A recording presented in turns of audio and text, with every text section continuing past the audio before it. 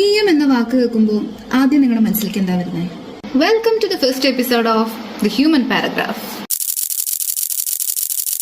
മൃഗീയം എന്നുകൊണ്ട് ഉദ്ദേശിക്കുന്ന മൃഗത്തെ സംബന്ധിച്ച് അല്ലെങ്കിൽ മൃഗവുമായി ബന്ധപ്പെട്ട് എന്നൊക്കെയാണ്. പക്ഷെ ആ വാക്ക് നമ്മൾ അങ്ങനെയാണോ ഉപയോഗിക്കുന്നത്? മൃഗീയമായ ആക്രമണം, മൃഗീയമായ പീഡനം, ക്രൂവൽ എന്നുള്ള ഒരു കാര്യം കാണിക്കാൻ വേണ്ടിയിട്ടാണ് നമ്മളിപ്പം മൃഗീയം എന്ന് ഉപയോഗിക്കുന്നത്, അല്ലെ? ഇംഗ്ലീഷ് ലാംഗ്വേജിൽ നമുക്കത് കാണാൻ പറ്റും. സില്ലി എന്നുള്ള വാക്ക് നമ്മൾ ഇപ്പൊ യൂസ് ചെയ്യുന്നത് എങ്ങനെയാ? നെയ്വ്, ഫുളിഷ് എന്നുള്ള രീതിയിലാണ്. പക്ഷെ പണ്ട് ഹാപ്പി, ബ്ലെസ്ഡ് എന്നുള്ള അർത്ഥങ്ങളായിരുന്നു ഈ വാക്കിനുണ്ടായിരുന്നത്.